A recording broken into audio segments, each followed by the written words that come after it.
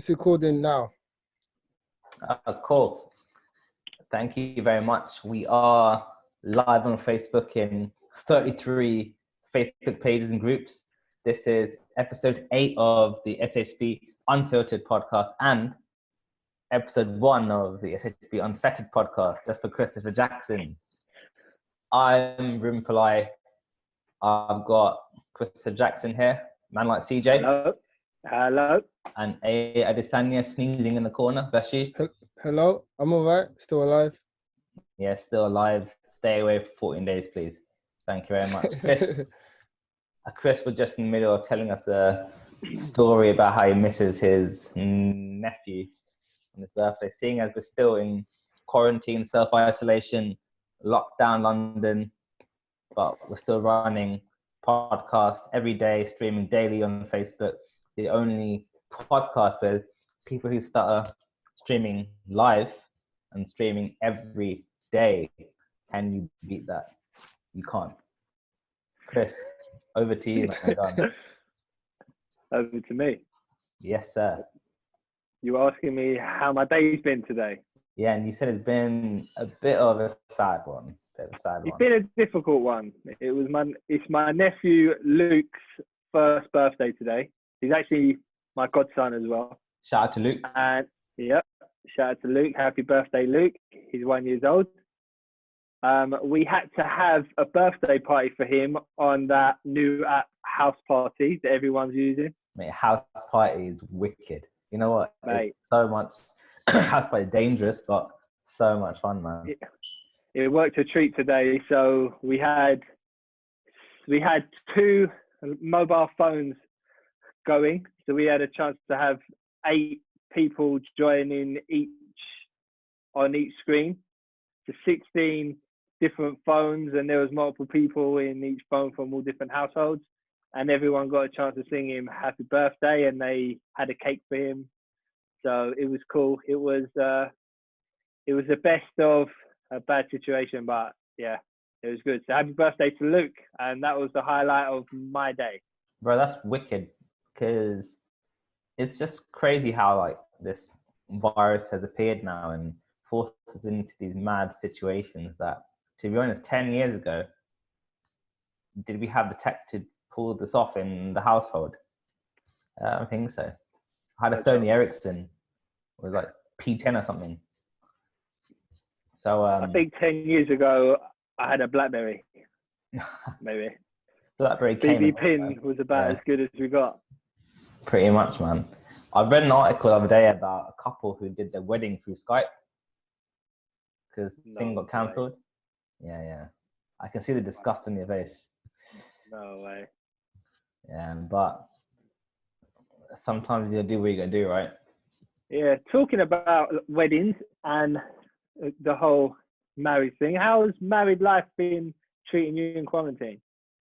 Dude, it's been pretty interesting because this literally happened like straight after we moved in together as well, and been spending quite a lot of time with each other. I'm just checking to see if these are listening on, because I may have to like filter the unfiltered content. But yeah, just make out. Yeah, it's been fantastic. It's been great. Loved every minute of it. No, but to be honest, we actually intended on having a staycation, but this has taken it to like the next level, and we have had, you know what, it's been really good because we've had a chance to like learn a bit more each other, like work together in the kitchen and cleaning and like doing shit, and then obviously there's been kind of like 1 or 2 like arguments and rucks here and there. But it's been really good.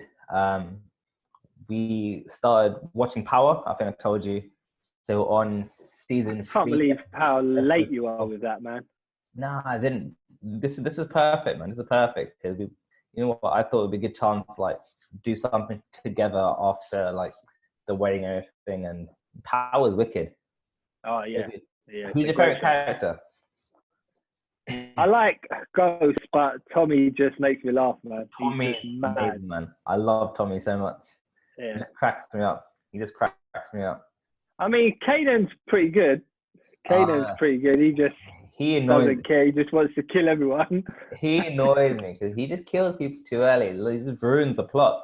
I'm like, what are you doing, man? And some of 50's acting has been a bit...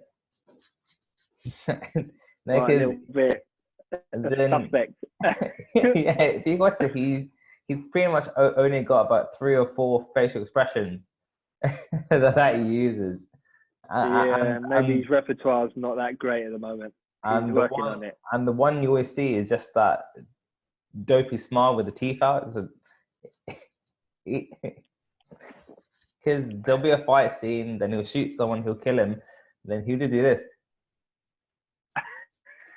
Then he's just got like just a handful of facial expressions, and yeah, he lacks that. There's a difference between him and some of the other characters, like Tasha and Tommy, just wicked. But yeah, it's been it's been really good. Yeah, it's been really, really good. Tariq comes pretty good. I won't spoil it for you. No spoilers for you. But yeah, no. But look out for Tariq. He's a cool character as well. Cool. Tommy's cool. Yeah. Excited. We'll see where we are in a week's time, because we are halfway through season 3 now. Okay. Season 4. Getting through it quite quick. Yes, sir. Got Aya Adesanya just coming out of hibernation. Yes, I'm here. I'm alright. I'm good. Listen up a bit, man. What's going on? What's going on? Yeah, there's no contract, nothing unfair here. Just what's that? I'm stuck at home. I'm still stuck at home like you guys are. Still surviving, trying to weather the storm. I like the name. I like the name on your screen, Ayo. Stop holding back for life. SHB for life. For life. No doubt. And we're just getting started. Speaking about live, I'm just looking for the live stream. It's on the top of the page, right? It's been shared to 33 different groups and on LinkedIn as well. Yeah, but have you shared it to the SHB group? Our group? Yeah.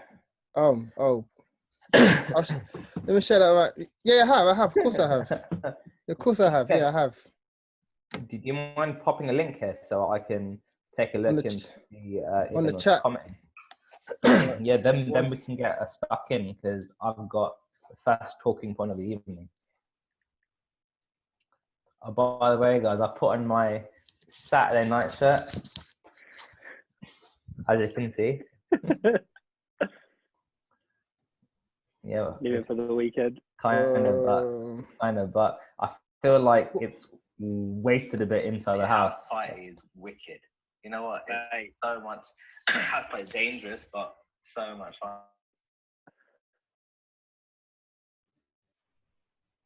So having some technical difficulties. You know what? I'm gonna get straight in.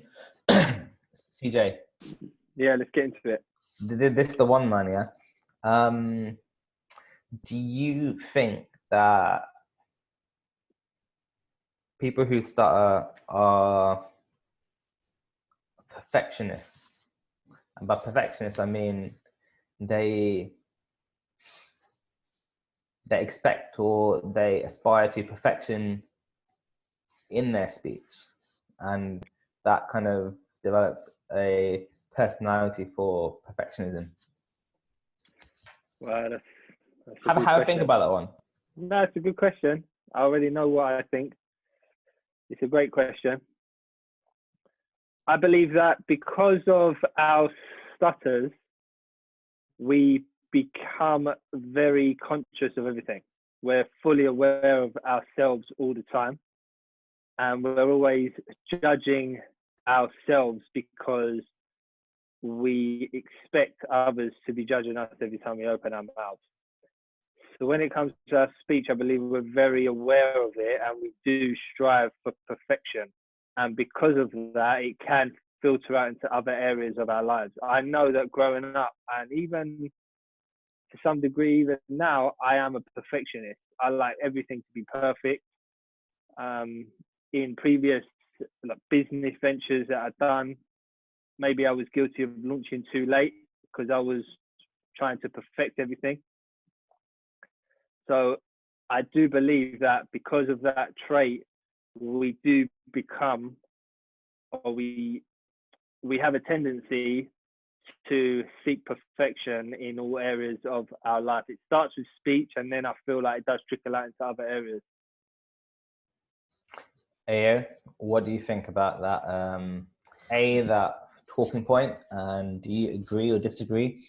And if you have anything to add on what Chris has just said, go for it, man.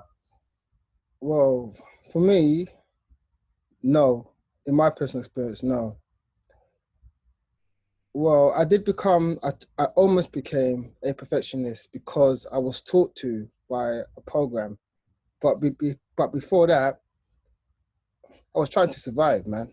I was just trying to survive and trying to communicate. I wasn't really trying to be a perfectionist in any way. I was just trying to communicate with people. So for me, no. Well, think about it beyond speech, as in, does it like kind of trickle into other areas of your life? Do you expect perfectionism in the gym, perfectionism in the way you look, fashion sense? Post the therapy I had, no. I was just trying to get on in life. That's what I was thinking about, survival. So after I've done a lot of speech therapy, I guess I have become more of a perfectionist, especially when I just came out of the program I attended. That program was very about no excuses. You have to use this technique, blah, blah, blah. So I did become a perfectionist after that. But now I've been on this journey for about 2 years now. I'm not at all. I'm more about, I have to at least try, and that's enough. I don't have to focus on the result of the trying. As long as I've taken the action, that's the most important thing for me. All right, good. The reason why I thought it'd be good to talk about it, can you put a mute over, please? I can hear your phone ring. Turn that stuff off, mate. Thank you very much. So the reason why I thought we'd talk about that point is because for kind of people who stutter and experience problems with their speech, you can have like a whole spectrum of severity. There are some with kind of, like, I'd say very mild stutters where it crops up here and there, but it still bothers them. It still bothers them a lot. And some people with kind of like even more severe stutters, like they get bothered by the smallest block or the smallest negative reaction from any waste man on the street. And like in the end, why do you care about like kind of the next person on the street who has this opinion of you that they formed within 2 or 3 seconds? And people are bothered by that. And I always ask them, well, if you are, then like, do you, as in kind of aspire to perfection in your speech? Do you then adopt that same perfectionism in other areas? Like, do you dress perfectly every day or every hour of the day? Is your hair always perfect? Do you always shave kind of like to the way you want? And most of the time you kind of get like half answers, but perfection is like the expectation. And if you don't get that, then you feel this anxiety when people are kind of like giving you looks and stuff. But if you are like doing talks to people or speaking to many people at work or just in kind of general life, there will always be funny looks at times. And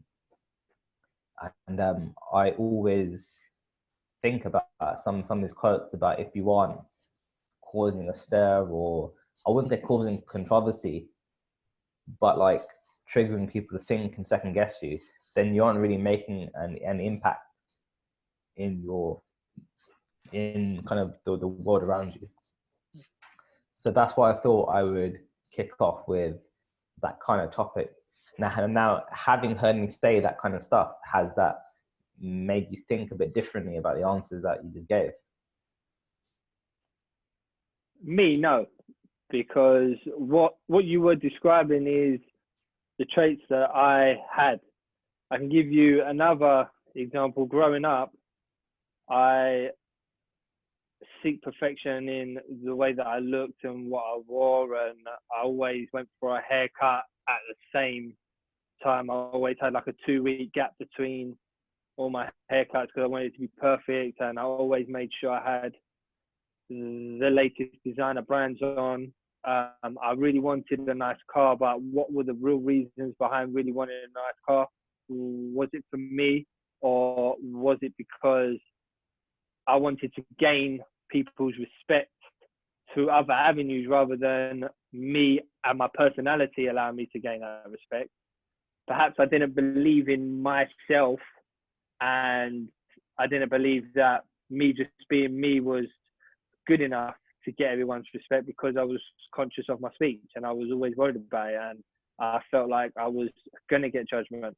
So I felt like perhaps if I had the latest designer clothes and a nice car, then people would respect me before they heard me speak. So I would already have a level of respect. So then if it dropped when I spoke, it didn't drop all the way down here. I still had kind of, you know, having this go in your head, it makes you come up with crazy stuff. So regardless of how mad you sound, that was the life that I lived, having an out of control starter, allowing it to dictate every aspect of my life. Since working on my speech, that strive for perfection has changed, because like Ayo was saying, that strive now, you appreciate the action that you've taken. You don't necessarily focus on the outcome all the time. So the more you're focusing on the action, the less you seek the perfection. Do you think that's kind of an age thing? So like you've had that on your shoulders for like a certain period of your life. So say in school when kind of it's like constantly a popularity contest, or things can get a bit cliquey in schools and stuff like that. But when you actually grow up a bit and you go into the real world, your perspective changes, and maybe the idea of perfection changes as well, and you actually care a bit less about who you're trying to impress. Do you think that plays a part in it as well? It could do, but yes, there is a level of maturity and different experiences that change it. But I still believe no matter what circles you mix in, there's still an element of social pressure, no matter how old you get. It's just you have to change your attitude towards that social pressure and just make sure that you live life on your terms. And I feel like some people can still be sucked into that, whether they've got a stutter or not. They can still be sucked into the social pressures and external pressures of the world, no matter how old they may get. That's why you see in life people, you know, they can be well into their 40s and they're still trying to keep up with the Joneses. It just depends what type of person you are. And I feel like working on my speech helped change that and helped reshape a new dynamic to my personality. But I can still understand why people would still have that kind of personality trait and seek perfectionism and compete with others well into their 30s, 40s and 50s. Do you know what's cool though? Like with kind of the stuff that we're doing here with SHB kind of a podcasting and doing quite of this awareness work and coaching people within the stuttering community. It isn't like something that people in my immediate community or friendship group are doing as well. So you don't have that like that weird type of competition that you may experience in school, where everyone's trying to do the same thing and you're constantly comparing yourself to each other. Because here, like, it's just me kind of getting on with these like really specific individual goals that I've set myself, and it can't really compare to anyone else, right? Because these circumstances that that I have and the three of us have are very specific circumstances, and in that sense it does make it easier to just kind of like be yourself a bit more, because no one can like tell us how to do this and how to be ourselves, and that's the beauty of it, I think. And it's given me a lot more freedom to actually to care less and care less and less as time goes on. Yeah, I totally agree. It's allowed me to really realize that everyone's on their own journey, everyone's on their own path, and this is my path, and I'm head down, focused on achieving the stuff that I've got set out that I want to achieve. And no longer do you look at other predictable milestones that you feel like other people could be putting pressure on you to have to hit. Everything's individual now, and yeah, like you said, what we're trying to work on now and what we're trying to achieve, it's not comparable to other people at the moment. So yeah, there's a lot less pressure, and we can really focus on it. Just going to switch back to the Facebook feed. We got additional comment from our boy Leo, who's in Finland, and Leo says that the coronavirus is causing a bit of trouble down there. There are police giving fines if you try to go out. The army is patrolling the streets, and it's all feeling a bit like Mad Max. But he says he has always had the need for perfection. Only with his speech, though. Everything else didn't really matter for him. I guess. Well, 1 minute. So he hasn't followed up with anything else after that, but hopefully he will give a bit more context. Sorry, if you have your kind of initial opinion, put it down, then we'll see what Leo says if he's following on. Go for it, bro. I guess in terms of trying to be perfect, in terms of stuttering, that's it. I guess that can stem from trying to avoid stuttering in the first place. So you think you're trying to be perfect because you want all the words to come out, but really you're just trying to avoid stuttering and avoid the pain of stuttering, or like the judgment, the embarrassment from people, from the actual stuttering. I don't think it's perfection. You're just scared to stutter. So that's how I like to frame it for me, because it's true for me. So I wouldn't call it I'm trying to be perfect. I'm just trying not to stutter, for me. Do you know what the problem is? Like, because when we think of people who don't stutter, like you can pull out 5 or 10 people around you and get them to speak, and they could kind of be waffling a bit, or they aren't like kind of very eloquent and stuff.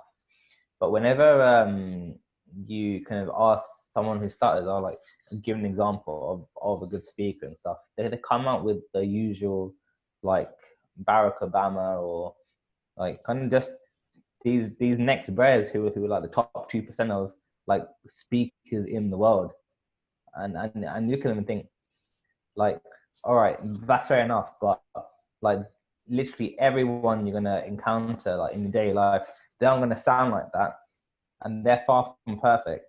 So like, why are you comparing yourself to Barack Obama? Because by pulling out that name as that's at the forefront of your mind of what a good speaker is, that is what you're comparing your speech to. And there's no way you're going to get to that point without actually like working on your speech and going through some mad like speech courses, public speaking courses, like how to be a president courses. It's bonkers. This is why it's very important that you set expectations right. If you're coaching someone, or if that person is part of a program, the program needs to make sure that they set the expectations right, and they don't push people to do things that won't actually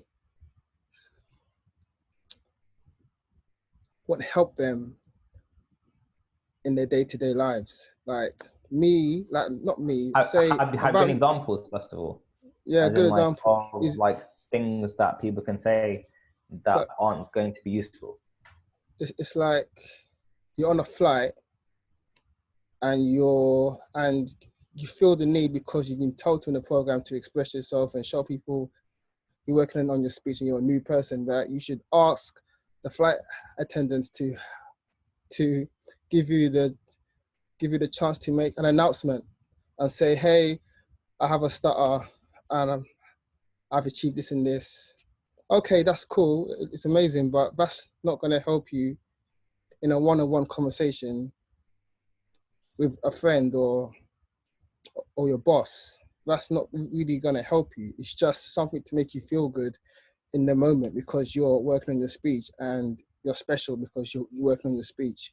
You're not special. You're just working on your speech because it's important for you to learn to communicate, to get on in your day-to-day life. It's about the day-to-day life, not about the big moments. That's my opinion on that. Cool. Just got a follow up from Leo who says, yeah, I think you got it right, Ayo. I'm just scared to look different. And it's funny because I will stutter anyway, even if I try to hide it. CJ. I want to go back to the first point that he made. So I've always had the need of perfectionism only with my speech. Everything else really didn't matter for me. Do you think in Leo's case, that is because he put speech at such a high priority in his life that he felt like if speech is perfect, then everything else just will begin to fall into place? Exactly.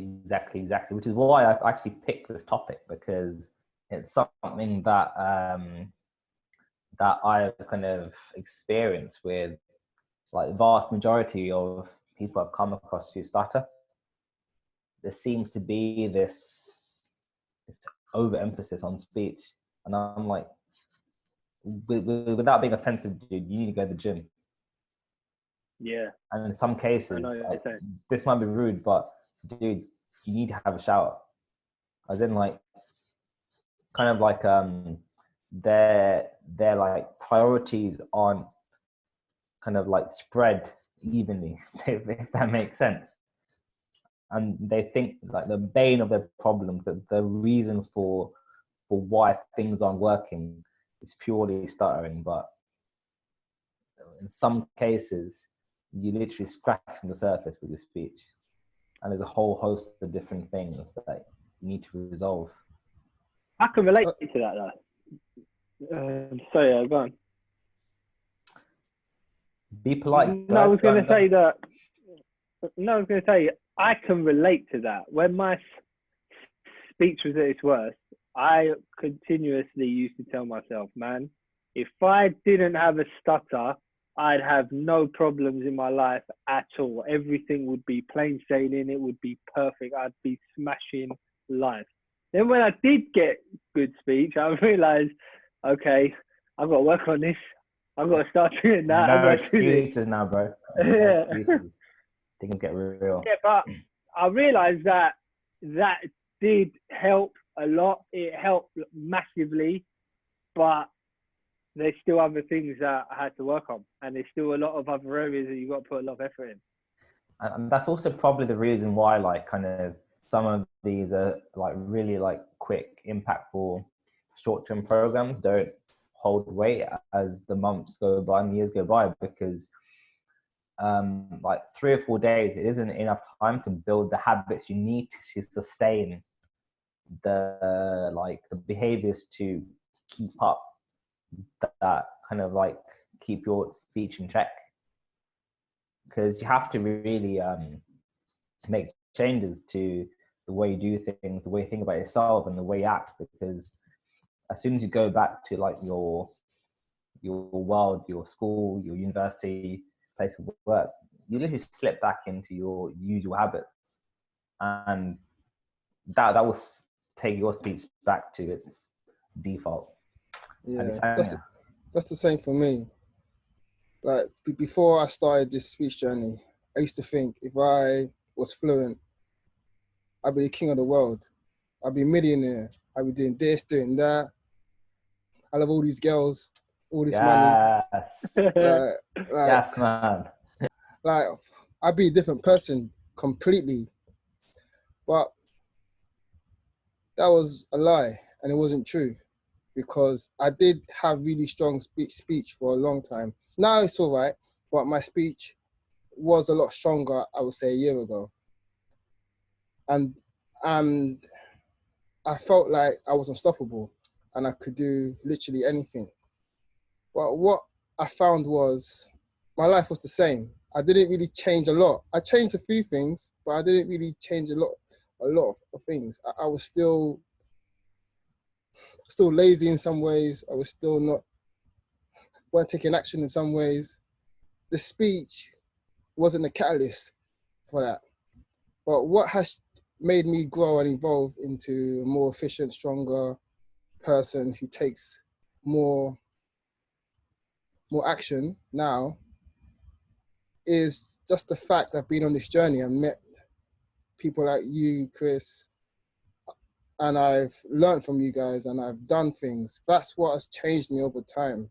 The speech is a contributing factor, but that was not the catalyst. And that's what I've learned. And that's what people who start need to learn.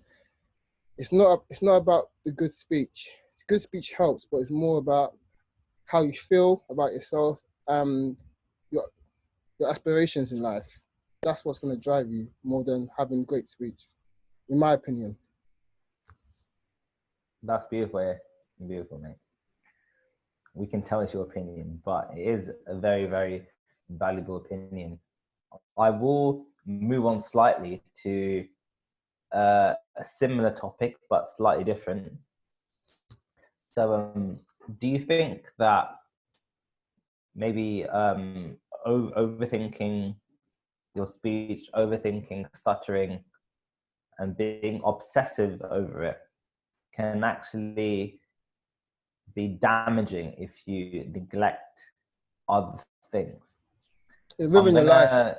Yeah, and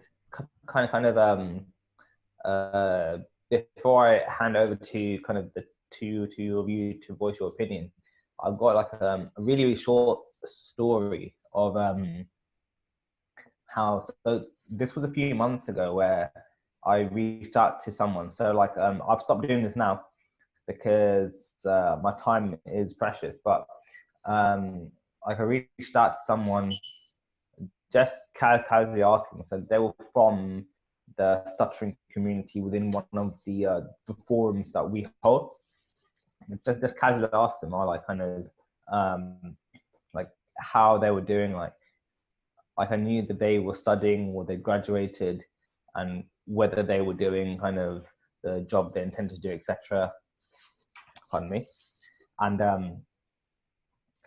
And I'd said, look, like if you wanted to have like kind of a careers type conversation, how to get through the application process, the job process, with stuttering, and how to reframe things on your CV, etc. Then we just spoke about kind of like their profile and stuff, because they were very active on one of the forums and really kind of like coming across as intellectual, loads of information, like really deep thinking. And it turned out that person has graduated in a very, very tough course, but hasn't been working in his intended sector for 1 or 2 years. So I asked, like kind of like because we're going to start like a type of career service at the moment. We're going to run this for free.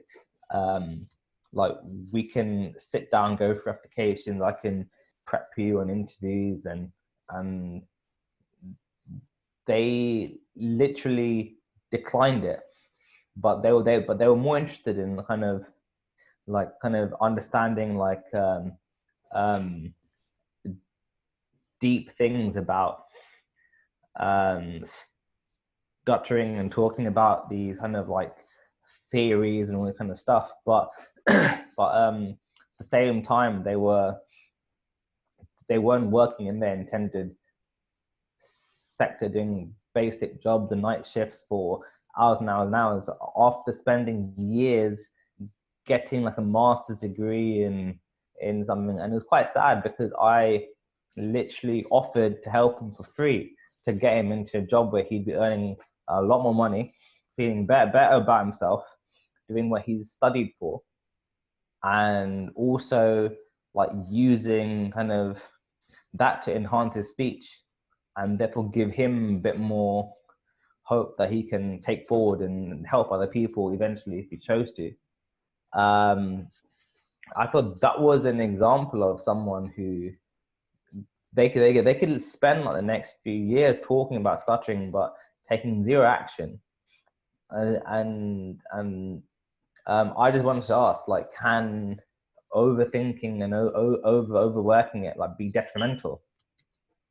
Like, I'm sure you guys may agree, but there is going to be a spectrum of these people. So some people will be like half in, half out, etc. But where do you draw the line on kind of like working on the speech and stuttering and actually focusing on other things? Over. Wow. You see, to me, listening to that story,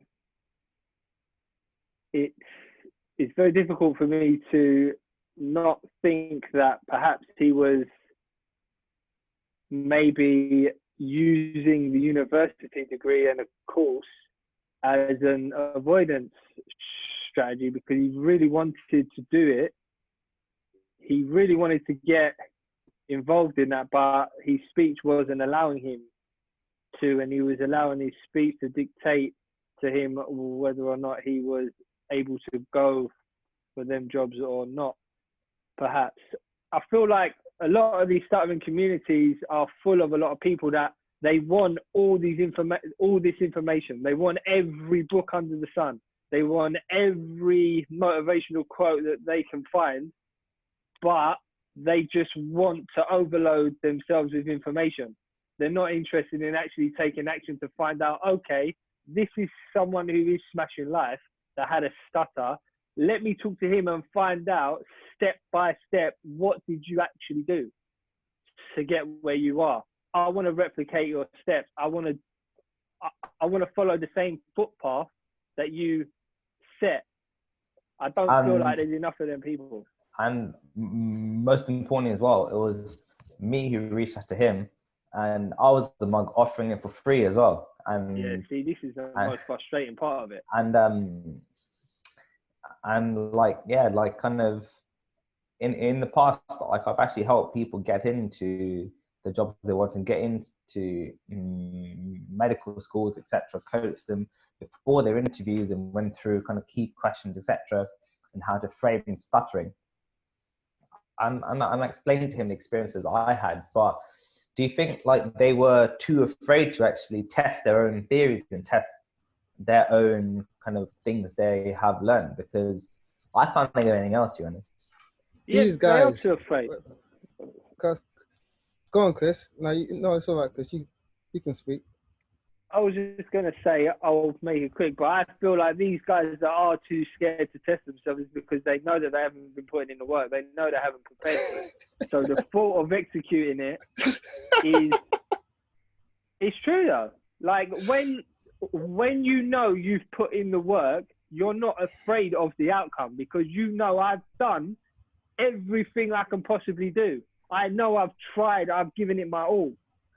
And when you can truly say to yourself, I haven't, then you are scared of trying. But some people still are, because they are afraid, because they know they're putting all the work.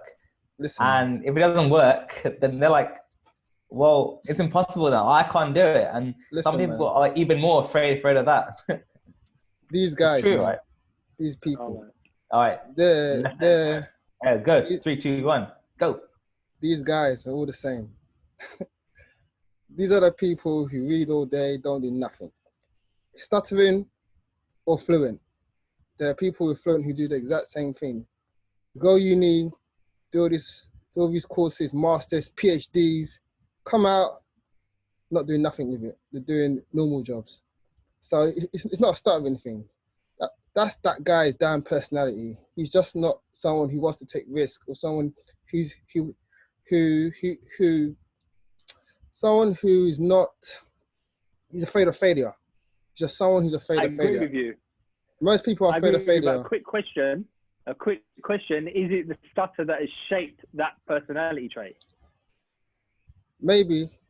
It don't matter. We won't know for sure. We won't know. But to me, it doesn't matter, man. It's either, listen, you got one life and you will die eventually. That's how I frame it. Eventually, it's not going to matter. Because once you die, no one cares about how much money you got, the car you drive, or your degrees. People just, when you die, people think about what kind of person you was, and what you've, and all the memories you left behind, all the relationships. Maybe as well, like, and that's it. So you're just scared of life. Maybe as well, like even more importantly, because regardless of what other people think, what are you going to be thinking when is your time? When you get that knock on your front door saying, "All right, bro, pack your bags." I mean, because if anything, like with this virus going around, because they're going to be people like who got symptoms, test positive, and they recover.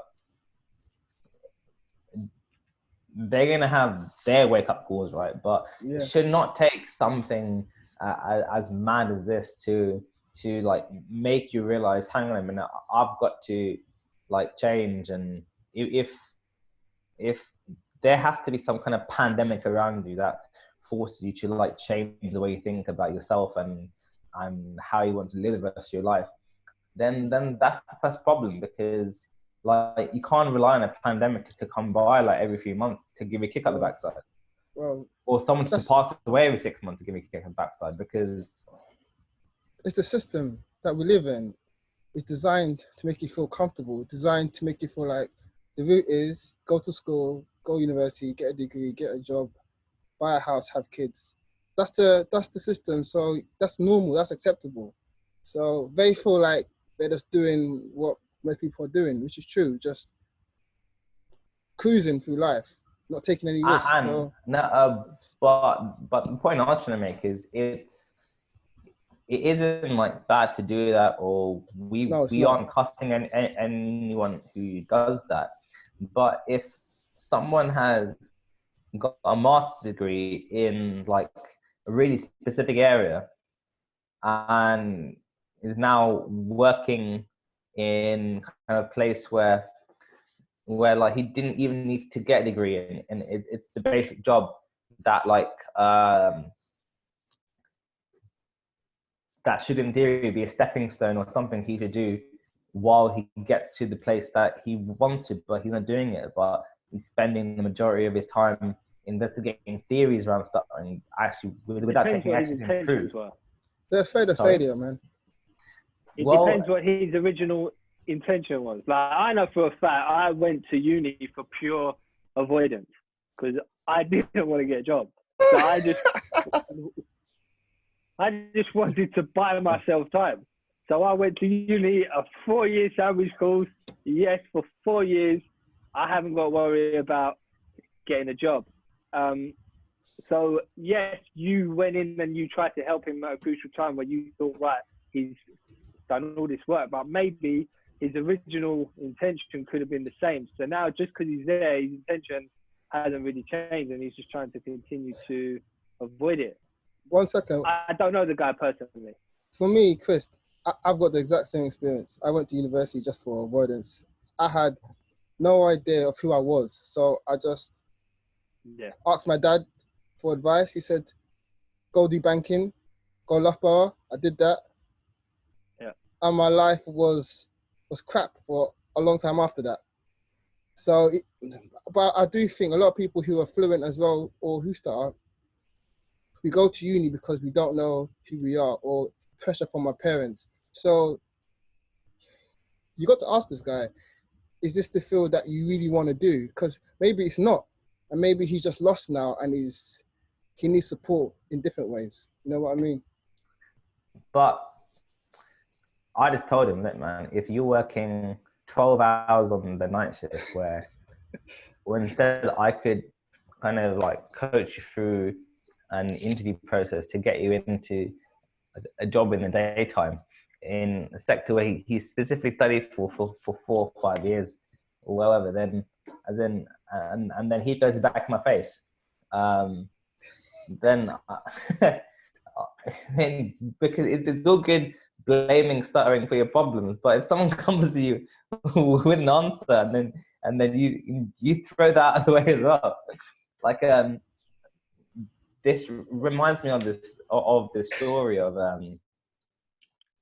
it's fictional story of this guy. And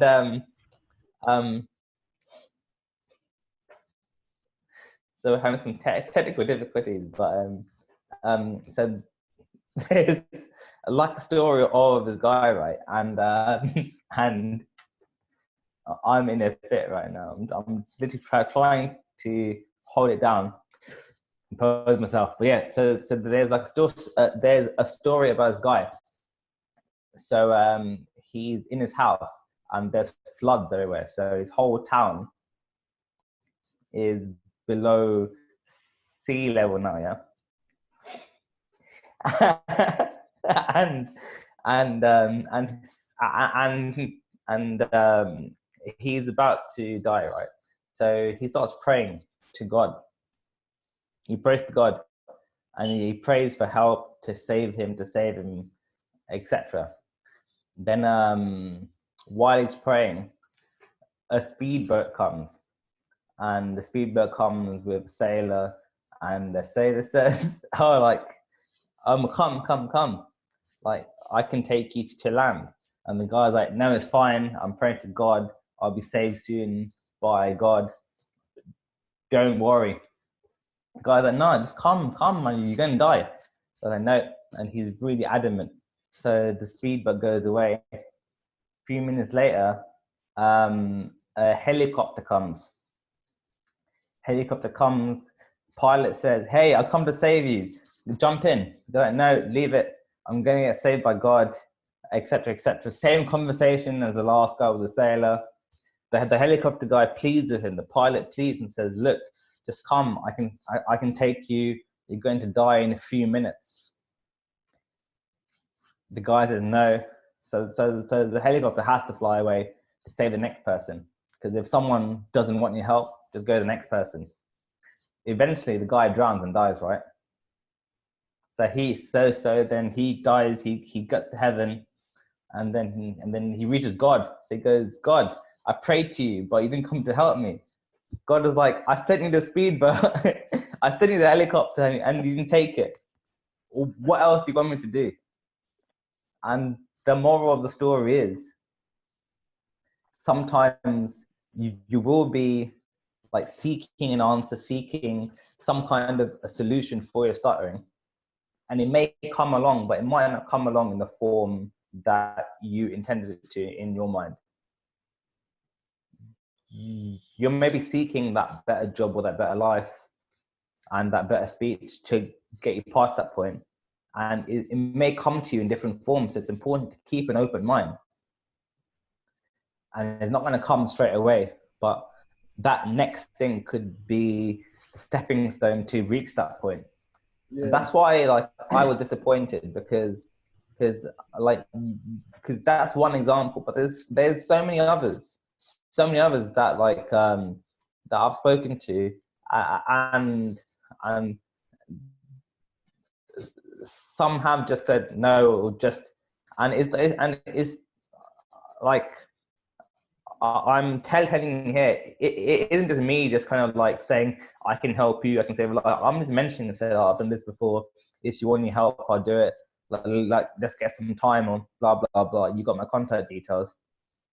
Then we speak a bit. They ask a few questions, and zero, like they have no intention of actually of taking that risk when they attend all these stuttering events and engage with this community, speaking about mad theories and shit, but like zero application, zero reality check.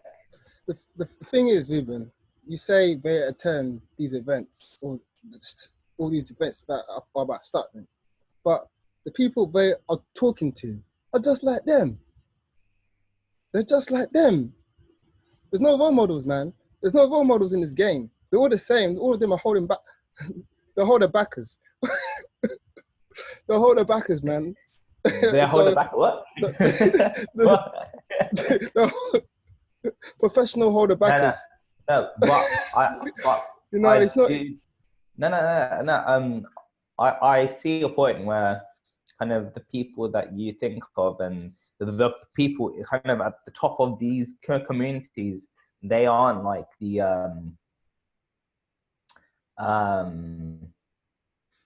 what's the best way to describe it? Like they aren't the ones actually killing it in the way some people can.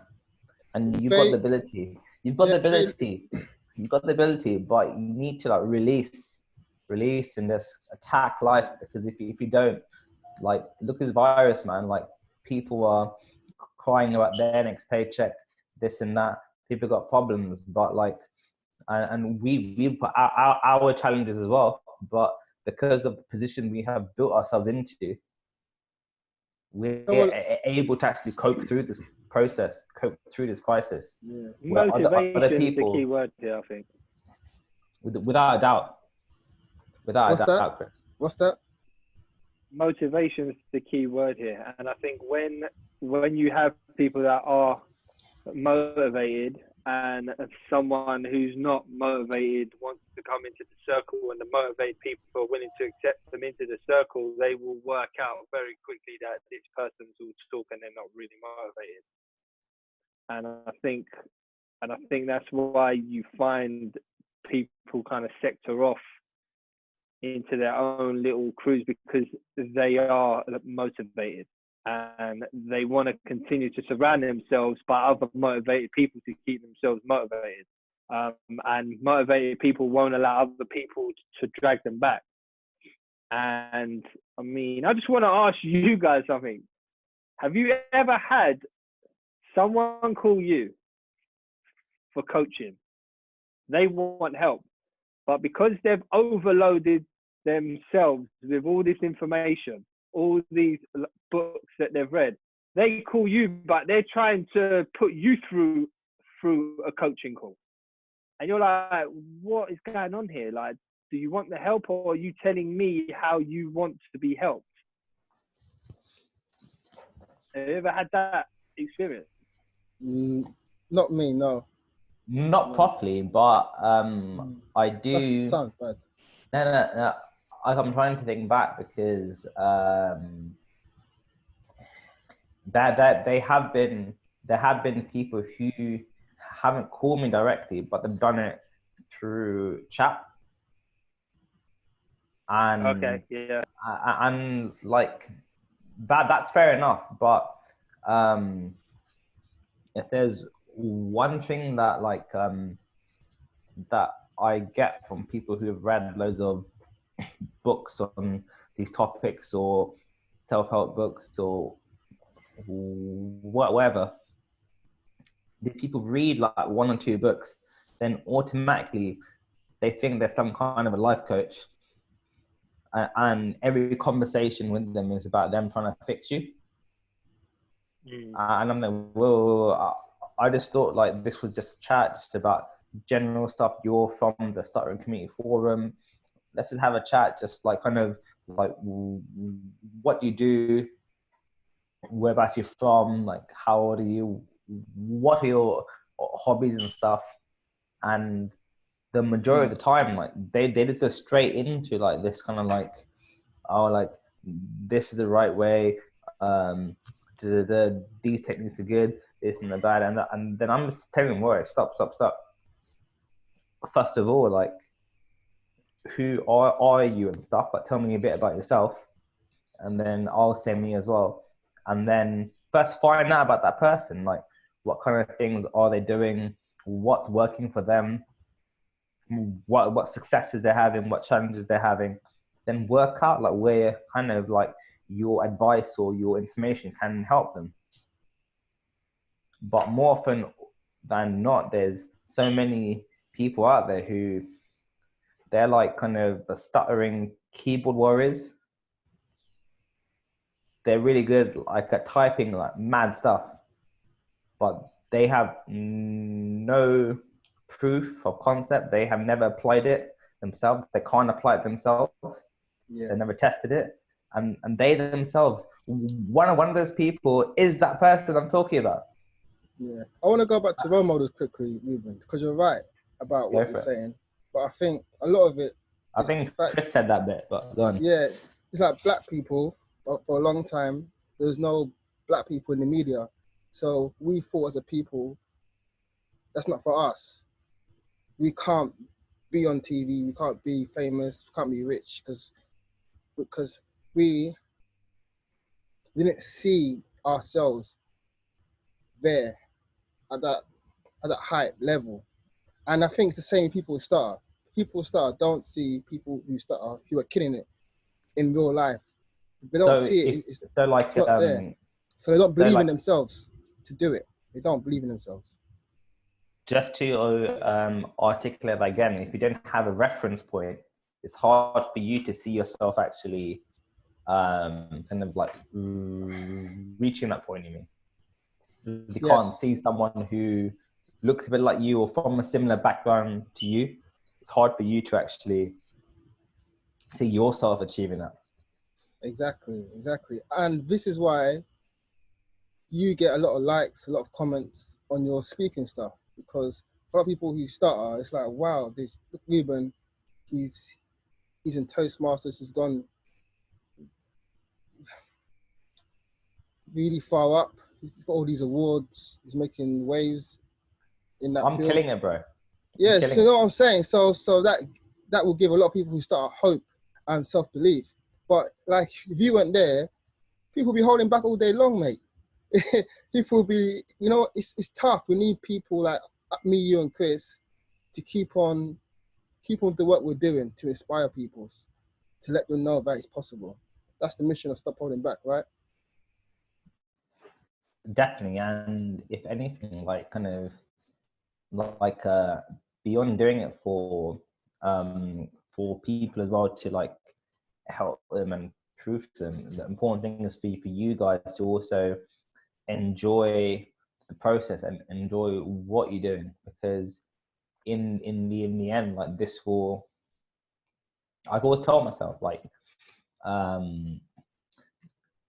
in the future, like if I have the grandkids, what conversations am I going to have with them, and what kind of stories am I going to tell them from the past about kind of things I've done and things that happened and achievements and stuff. And like, that's the way I kind of build my life and the things I do, because in the end, when it comes to your time, you will only like look back and you will not think about the things that you did, but the things that you didn't do. And I want to make sure that when my time comes, I can go away with a smile on my face. Because in the end, that's the biggest regret. And by that point, it's too late. Stop holding back. Yeah, we aren't finished yet, so carry on, Chris. No, I was just going to say that was beautiful words, man. Like, seriously, now it's my chance to get you back. But yeah, you're right. But we can continue to inspire as much as we want, and we can continue to do all we can. But people have to take that first step. They have to take that. They have to take action. And the problem is with all the information that people overload, if they don't take action, they're not going to be able to fizzle it out. They're not going to be able to fizzle out what they believe in and what they don't believe in. They're just going to continue to believe in everything. And not everything will work for every person. It's individual. So the more experiences you have, the more you're working out what suits you and what doesn't suit you. And that's what I've learned. Just a quick one, Chris.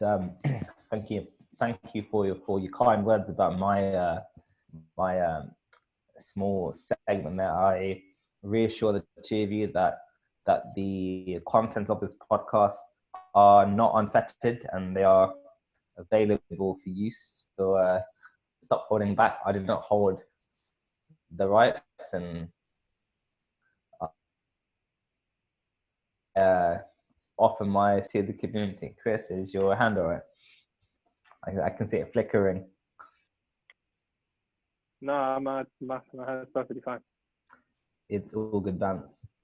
Hey, Adesanya, any final words before we wrap this up and put episode 8 to the books? I just want to say this show tonight has reached almost 2,000 people. 2,000 people. It's amazing. And don't forget, guys, it's so important. I'm waiting for Stop holding back. Stop holding back. You've ruined it, but stop holding back. Yeah.